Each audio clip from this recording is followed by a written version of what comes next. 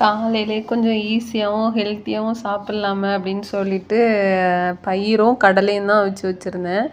சரி அதை சும்மா சாப்பிட்டா இறங்காது அப்படின்ட்டு கொஞ்சம் அதை டெக்கரேட் பண்ணிடுவோம் அப்படின்ட்டு ஒரு கேரட் துருவி போட்டு வெங்காயமும் கட் பண்ணி உள்ளே சேர்த்துட்டு கொஞ்சமாக தூள் உப்பு அப்புறமா பெப்பர் சேர்த்து மிக்ஸ் பண்ணி சாலட் மாதிரி சாப்பிட்லாம் அப்படின்னு ட்ரை பண்ணேன். பரவாயில்ல, நல்லா தான் இருந்தது. ஆனால் பெப்பர் கொஞ்சம் ஜாஸ்தி ஆயிடுச்சு.